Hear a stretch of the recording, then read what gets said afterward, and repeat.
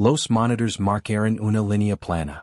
El jefe mafioso más temido de Chicago había sido declarado muerto. Su imperio abandonado a los buitres. Pero nadie contaba con Matilda, una criada obesa y ignorada por todos, que se negó a dejarlo ir lo que pasó detrás de esas puertas cerradas aquella noche desafió cada manual de medicina jamás escrito. Gabriel Falcón no era un hombre que pedía respeto. Lo arrancaba a la fuerza. Sus 34 años, Gabriel era el jefe indiscutido del sindicato de Chicago, al mando de un imperio que se extendía desde los muelles del Lago Michigan hasta las oficinas traseras de los políticos más poderosos de la ciudad. Vestía trajes brioni a medida, calculaba cada movimiento con precisión helada, y tenía una mirada capaz de congelar la sangre del criminal más quetido. En la enorme y fuertemente vigilada mansión Falcón, ubicada en el exclusivo barrio de Highland Park, trabajaban docenas de empleados. Entre ellos estaba Matilda Higgins. Matilda tenía 26 años y era invisible. O mejor dicho, era hypervisible pero completamente ignorada. Media 1,62 m, pesaba cerca de 127 kilos, y cargaba con un sobrepeso severo, un hecho del que era dolorosamente consciente cada segundo del día. Las otras criadas, delgadas y quismosas, le dejaban a Matilda las tareas más pesadas y agitadoras. Los soldados del cartel que rondaban la cocina se burlaban de ella abiertamente, susurrando insultos mientras Matilda fregaba los pisos de mármol hasta que le dolían los hombres anchos. Pero Gabriel Falcón jamás se burló de ella. 3 meses antes, un subjefe arrogante llamado Carmine Rossi había hecho tropezar a Matilda a propósito en el vestíbulo principal. Matilda había caído con fuerza, su cuerpo pesado estrelándose contra los azulejos italianos importados, haciendo añicos una bandeja de copas de cristal. Mientras Carmine y sus hombres estaban en risas crueles, Gabriel entró en la habitación. Las risas murieron al instante. Gabriel no gritó. Simplemente miró a Carmine. Su voz era un murmullo bajo y letal. Si vuelves a faltar el respeto a la gente que mantiene mi casa en pie, Carmine, que limpies estos pisos con la lengua. Levantala. Pedele disculpas. Desde ese día, Matilda le guardó a Gabriel una lealtad feroz y inquebrantable. Sabía lo que era. Un criminal, un asesino. Pero en su mundo de humiliación constante, Gabriel era la única persona que había exigido que la trataran como a un ser humano. Un martes helado de noviembre, la ilusión de la invencibilidad de Gabriel se hizo pedazos. Fue un trabajo desde adentro. Durante una reunión de rutina en un almacén del West Loop, Gabriel cayó en una emboscada. El tiroteo fue caótico, orquestado por la facción rival Corsa, pero las puertas habían sido abiertas desde dentro por uno de los suyos. Gabriel recibió 3 balazos, 2 en el abdomen y uno que le rozó el pecho, peligrosamente cerca del corazón. La mansión estalló en pandemonium absoluto cuando las camionetas negras subieron rugiendo por el camino de entrada, sus lantas destrozando el césped cuidado. Los soldados del cartel arrastraron el cuerpo sangrante de Gabriel hacia el ala este, una sección de la mansión equipada como un centro de trauma clandestino de última generación. El Dr. Harrison Mitchell, un ex-jefe de cirugía degenerado del Hospital Johns Hopkins, que ahora ganaba millones remendando el bajo mundo, ya estaba esperando, con los guantes puestos.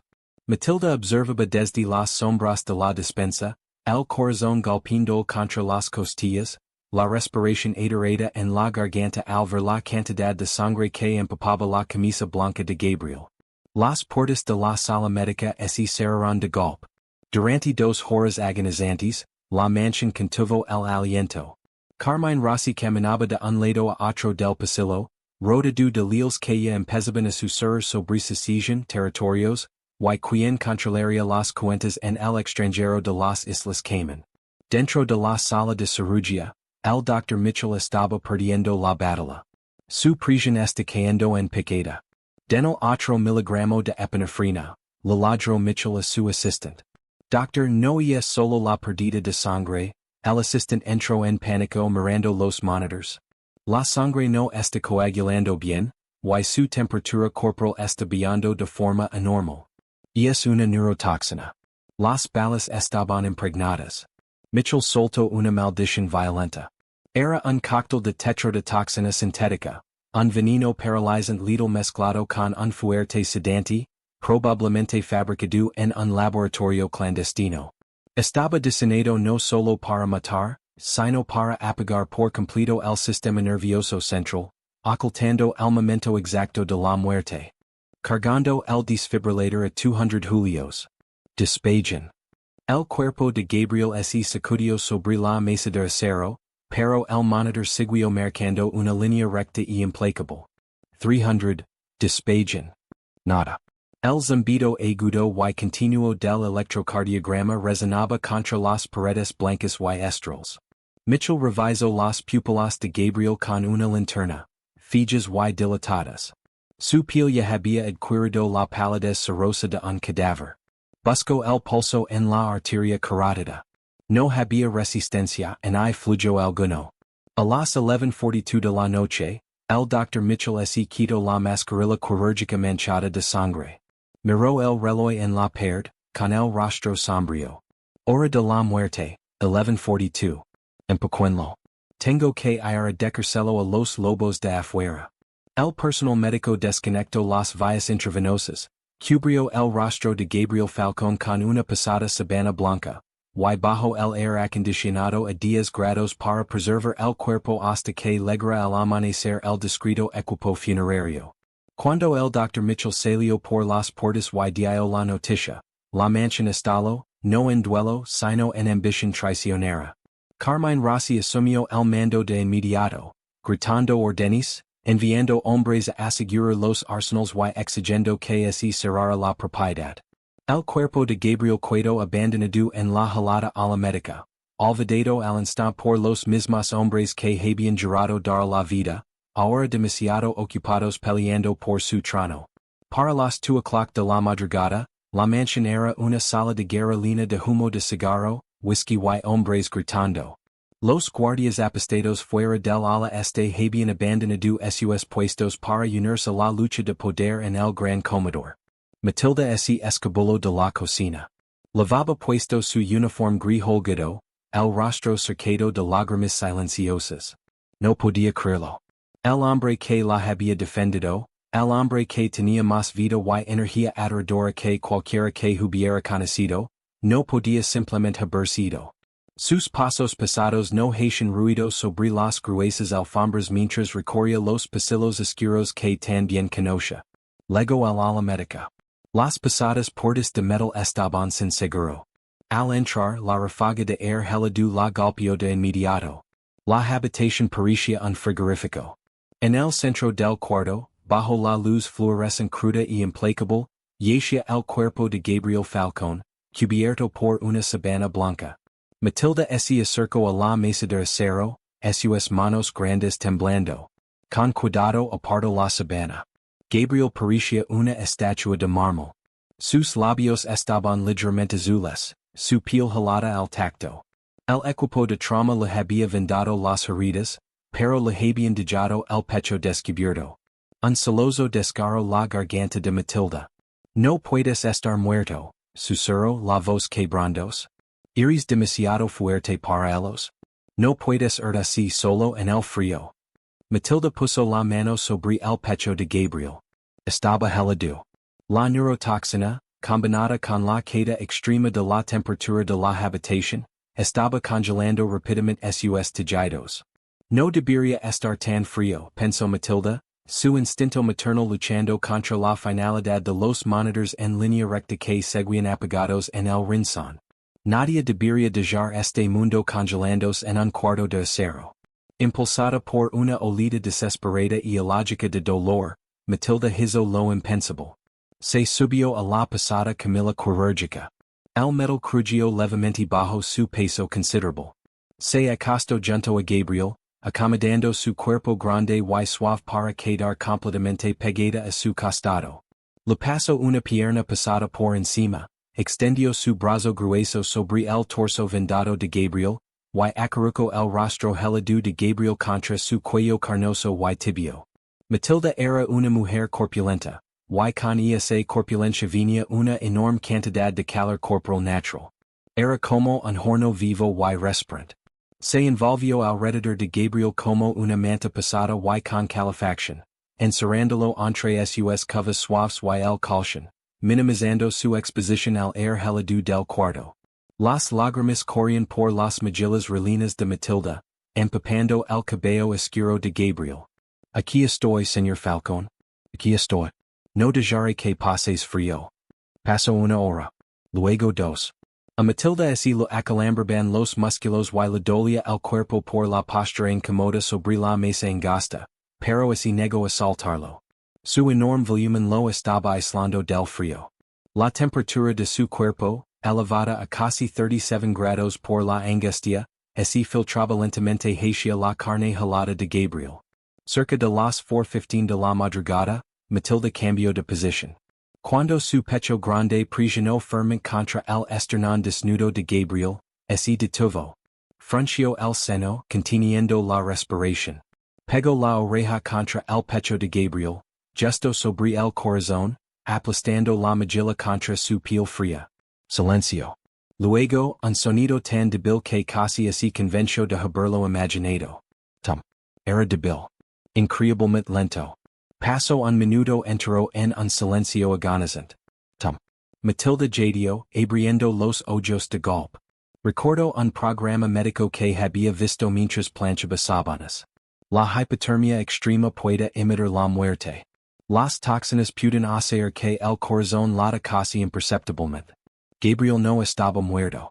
El veneno básicamente lo había puesto en un estado de animación suspendida, reduciendo su ritmo cardíaco a un latido por minuto, indetectable con un chequeo de pulso normal, y fácil de pesar por alto en las máquinas si el voltage si demasiado bajo.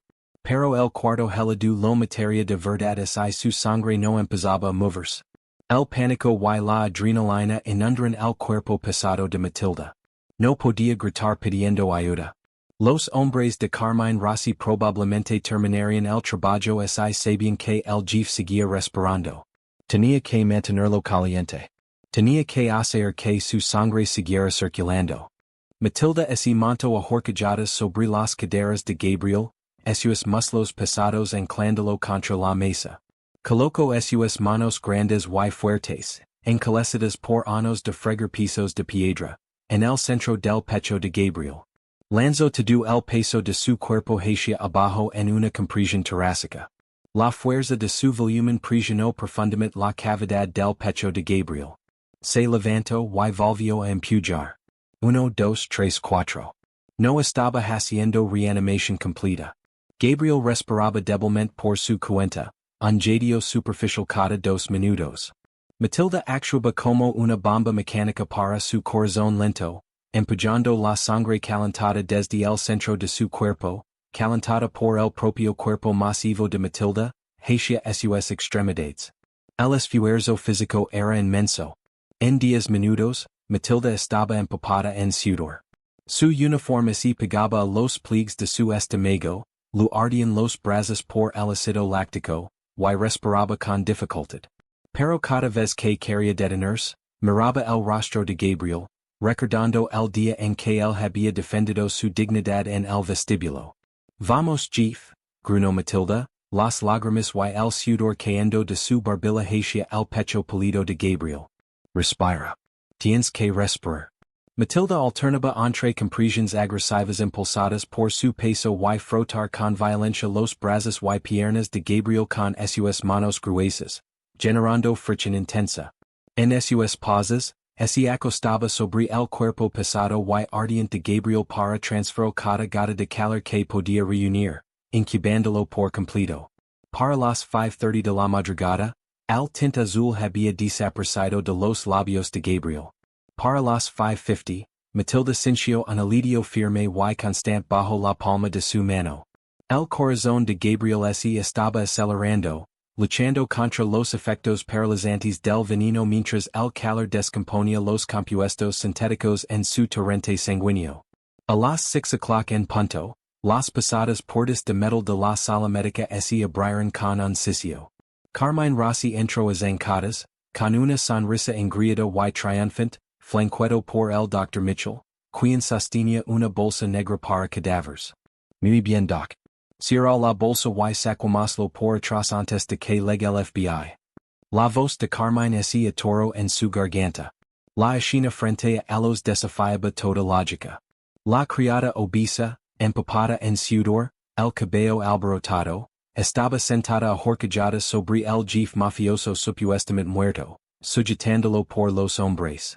Antes de que Carmine pudiera desenfundar su arma, la espalda de Gabriel Falcone se arqueó sobre la mesa de acero. Un jadeo fuerte y espero desgarró los pulmones de Gabriel, resonando como un disparo en el cuarto estro. Su pecho se sacudió violentamente, absorbiendo enormes cantidades de oxígeno. Sus párpados se abrieron de golpe, revelando unos ojos inyectados en sangre, furiosos y aterradoramente vivos. Gabriel giró la cabeza lentamente, su mirada little clavándose directamente en un Carmine Rossi paralizado. Estás muerto, susurró Carmine retrocediendo con un paso tambaleante. Gabriel tosió, un sonido humido y ronco, y miró hacia arriba, hacia la criada corpulenta y exhausta que seguía vigilándolo protectoramente sobre su pecho. Levantó la mano temblando ligeramente, y la puso sobre la mano de Matilda. You know, susurró Gabriel con voz áspera, un susurro de ultratumba que heló la sangre en las venas de Carmine. Por una fracción de segundo, la sala de cirugía quedó paralizada en un cuadro de horror absoluto. Carmine Rossi miraba fijamente la mesa de acero, su mente recazando violentamente la imposible realidad frente a él. Los monitores seguían apagados. El cuarto estaba angelado 1,6 grados centígrados, y aún así Gabriel Falcone estaba sentado, respirando, mirándolo con la promesa de una destrucción total. El Dr. Harrison Mitchell soltó la pesada bolsa negra para cadáveres. Golpeó el piso de linóleo con un ruido sordo y nauseabundo. Maténlo, gritó Carmine, la voz quebrándose una octava más aguda mientras el pánico finalmente destruía su shock. Su mano voló dentro de su chaqueta de traje a medida. Los dedos serendos frenéticamente alrededor del gatillo de su pistola 9 mm con silenciador. Está débil. Está desarmado. Disparó Mitchell. Pero el médico desenredo estaba paralizado, pegado contra los gabinetes médicos, temblando violentamente. Los músculos de Gabriel gritaban de agonía. La neurotoxina sintética todavía cubría sus terminaciones nerviosas, haciendo que sus extremidades se sintieran envueltas en cemento húmedo. Intentó mover las piernas fuera de la mesa, pero su cuerpo lo traicionó. Estaba completamente indefenso. Carmine desenfundó su arma, apuntando el cañón directo al pecho de Gabriel. ¿Debiste quedar muerto, Jefe? Antes de que Carmine pudiera apretar el gatillo, un rugido guttural y aterrador resonó por todo el cuarto. No era Gabriel. Matilda Higgins, funcionando con pura adrenalina y un instinto protector primario, se lanzó desde la mesa quirúrgica. No dudó. No pensó en el arma ni en el peligro. Solo vio al hombre que la había tratado como un ser humano, a punto de ser asesinado. Los 127 kilos de Matilda se estrellaron directamente contra el pecho de Carmine Rossi. La física del choque fue catastrófica para el traicionero subjefe. Carmine, un hombre delgado y nervudo que dependía de la intimidación más que de la fuerza bruta, no tuvo tiempo de prepararse. El cuerpo masivo y blando de Matilda actuó como un ari de carne. El impacto levantó a Carmine completamente del suelo.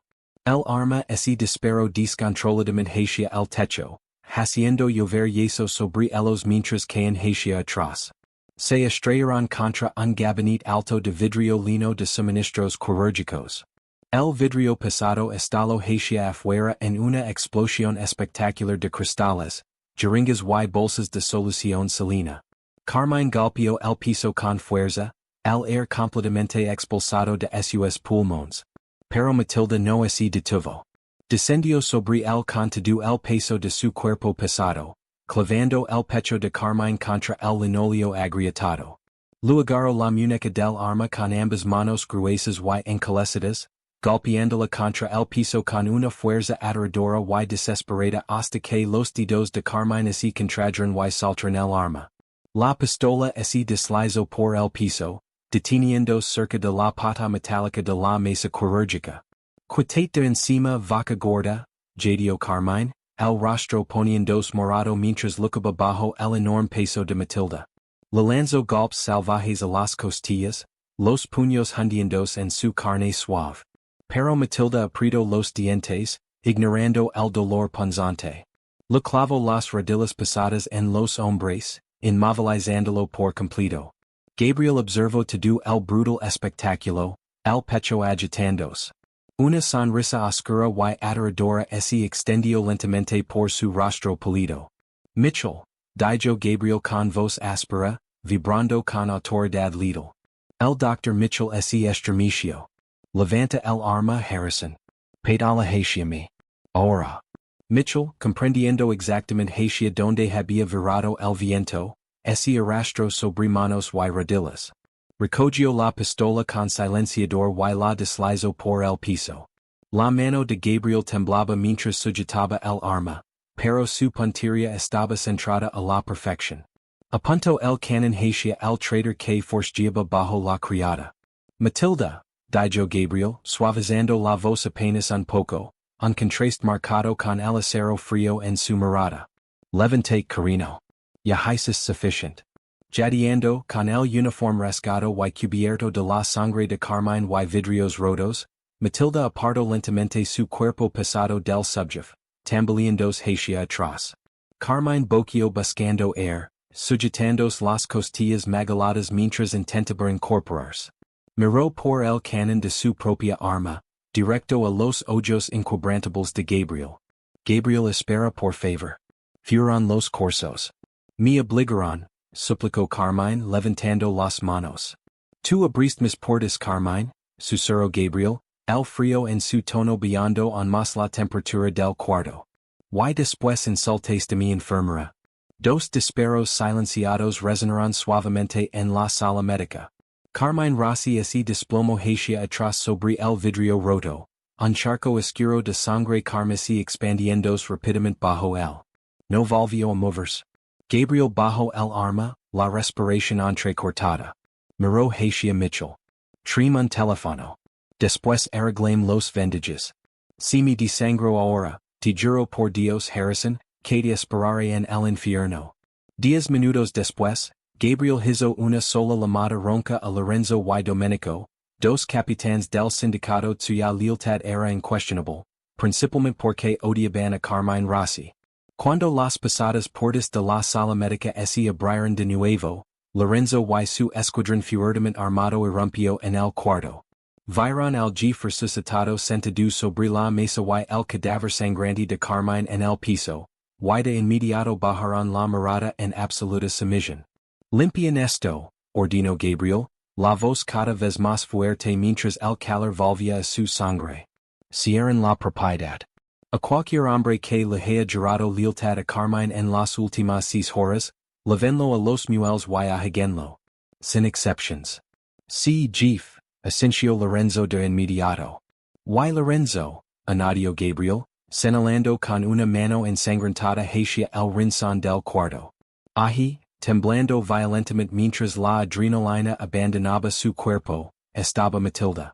Se había envuelto los brazos gruesos alrededor del estómago grande, mirando hacia sus zapatos gastados, aterrada de haberse excedido en sus límites. Era solo una criada, y acababa de agredir a un subjef de la mafia. Prepara la suite principal, ordenó Gabriel, sus ojos oscuros sin apartarse jamás del rostro de Matilda. Y del el personal que Matilda ya no friega pisos, desde este segundo en adelante. No le responde nadie en esta ciudad excepto a mí. 3 semanas después, el sindicato de Chicago había sido purgado brutal y quirúrgicamente. La experiencia cercana a la muerte de Gabriel Falcón había desatado una ola de represalias aterradoras. Las facciones rivales fueron diezmadas. Los traidores fueron enterrados en concreto, y el imperio Falcón resurgió de las cenizas el doble de violento y completamente intocable. Susurros recorren el bajo mundo criminal sobre el jefe que literalmente había conquistado a la muerte. Una mitología oscura que hizo a Gabriel más temido que nunca. Pero dentro de la mansión fuertemente vigilada de Highland Park, había ocurrido un tipo distinto de transformación. Era una tarde lluviosa de martes. Dentro de la enorme suite principal, un cuarto cavernoso de caoba oscura, cortinas de terciopelo y una chimenea rugiente, Matilda estaba parada torpemente frente a un espejo de cuerpo entero. Y no lavaba el uniforme gris áspero y holgado. En su lugar, vestía un vestido cruzado de seda esmeralda hecho a medida. Que elegantemente sobre sus caderas anchas y sus muslos pesados, con un escote sutil que favorecía su pecho grande. Los estilistas privados de la mansión le habían peinado el cabello en suaves ondas caídas y le habían aplicado un maquillaje sutil que resaltaba la calidez de sus ojos castaños. Y sin embargo, al mirar su reflejo, los hombres de Matilda se hundieron. Todavía veía a la chica gorda y invisible. Veía la carne suave y ondulante de su estómago, el grosor de sus brazos, la papada que siempre trataba de esconder. Se sentía como una impostora llegando a disfrazarse en el castillo de un rey muerto. Estás frunciendo el seno. Gabriel salió del estudio contiguo. Caminaba con una leve cadera, apoyándose ligeramente en un bastón de ebano, pero por lo demás parecía un dios de la guerra. Vestía pantalones negros y una camisa de vestir negra, desabotonada en el cuello. Camino despacio sobre la gruesa alfombra persa. Sus ojos clavados en el reflejo de Matilda en el espejo. Me veo ridícula, señor Falcón, susurró Matilda, mirando esas manos manicuradas. Soy demasiado grande para ropa así. Parezco una salchicha relina. El personal me mira en los pasillos. Sé lo que están pensando. Gabriel se detuvo justo detrás de ella. No se quedó vacilando. Presionó su cuerpo firme contra la espalda ancha de Matilda, rodeando la cintura gruesa con los brazos. Apoyó la barbilla en el hombro de Matilda, mirando el reflejo de ambos juntos. Primero que nada, me llamo Gabriel, dijo con voz baja y calmante contra el cuello de Matilda. Segundo, hay alguien de este personal te mira con algo que no sea absoluta devoción. Lorenzo le sacra los ojos. Y te lo dije. Pero tienen razón en mirarme así. Matilda protestó, las lágrimas picando los ojos. Gabriel mirame. Soy gorda. Soy simple. Soy una criada. Los hombres como tú, hombres con imperios, no se quedan con mujeres como yo en la suite principal. Se supone que deberías tener una supermodelo. Alguien delgada, alguien hermosa. Gabriel la giró con fuerza, pero con suavidad. De yo caer su bastón, que resonó al chocar contra el piso, para poder sostener con ambas manos las mejillas grandes y suaves de Matilda. Sus ojos oscuros ardían con una intensidad feroz que le robó el aliento a Matilda. Escúchame con mucha atención, Matilda, ordenó Gabriel, sus pulgares limpiando una lágrima solitaria de la mejilla de Matilda. He vivido toda mi vida en un mundo de serpientes hermosas, delgadas y traicioneras. Son huecas. Son frías. Cuando las balas me alcanzaron el pecho, esa gente hermosa me dejó morir en un cuarto helado para poder robarse mi dinero. Gabriel se acercó más, presionando su pecho contra el de Matilda. ¿Crees que tu tamaño es un defecto? Tu cuerpo es la única razón por la que mi corazón sigue latiendo ahora mismo. Te sabiste esa mesa de acero congelada, y me envolviste en tu calor. Bombiste la sangre por mis venas con tus propias manos. Usaste tu peso para aplastar a un hombre que intentaba meterme una bala en el cerebro. Gabriel bajó la cabeza, sus labios flotando a milímetros de los de Matilda. No quiero una muñeca de porcelana frágil, Matilda. Te quiero a ti, la mujer que me arrastró de vuelta desde la tumba. Quiero tu calor. Quiero tu fuerza. Te quiero exactamente tan suave como eres. Porque eres lo único real en mi mundo completamente artificial. Un celoso desgarró la garganta de Matilda mientras años de profundas inseguridades, las burlas crueles y la sensación de invisibilidad se hacían anicos bajo el peso absoluto de la convicción de Gabriel. Gabriel cerró la distancia, presionando sus labios contra los de Matilda. No fue un beso tímido.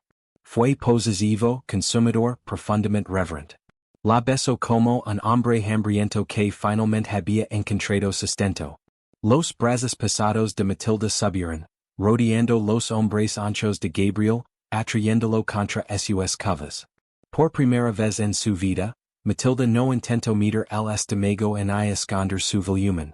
Dejó que Gabriel sintiera todo su cuerpo, y Gabriel gimió contra el beso, sus manos deslizandos hacia abajo para aferrar las caderas anchas de Matilda con fuerza posesiva. Durante el año siguiente, la leyenda de Gabriel Falcón evolucionó. Pero ya no se trataba solo de su crueldad implacable. Se trataba de la reina intocable de Chicago. Matilda Falcón nunca perdió su tamaño, y nunca perdió su compasión, pero se despojó por completo de su invisibilidad. Se sentaba junto a Gabriel a la cabeza de la larga mesa de caoba durante las negociaciones del sindicato, su presencia un recordatorio silencioso y pesado de lealtad. Los jefes de los cartels, desde Nueva York hasta Las Vegas, aprendieron muy rápido que faltar el respeto a la corpulenta esposa del jefe era una sentencia de muerte garantizada. Matilda administraba los negocios legítimos del imperio, financiando hospitals y tomando un placer silencioso y feroz en comprar por completo la licencia médica del Dr. Harrison Mitchell, asegurándose de que jamás volviera a ejercer la medicina. Y cada noche cuando las puertas de la suite principal se cerraban con lave, el mafioso más temido de Estados Unidos entregaba sus armas, su imperio y su armadura. Gabriel hundía el rostro en la cova suave y tibia del cuello de su esposa, respirando su aroma, encontrando su paz absoluta en el abrazo protector de la mujer que se había negado a dejarlo morir de frío en la oscuridad. Este romance mafioso que cuida el aliento te dejó sin respiración? Si te encantó ver a Matilda pasar de criada ignorada a reina intocable de Chicago, dale like ahora mismo. Comparte esta historia increíble de lealtad, supervivencia y amor inesperado con tus amigos que buscan drama de verdad. No olvides suscribirte al canal y activar la campanita para no perderte ninguna de nuestras emocionantes historias en audio. Deja un comentario abajo. ¿Cuál fue tu gyro favorito?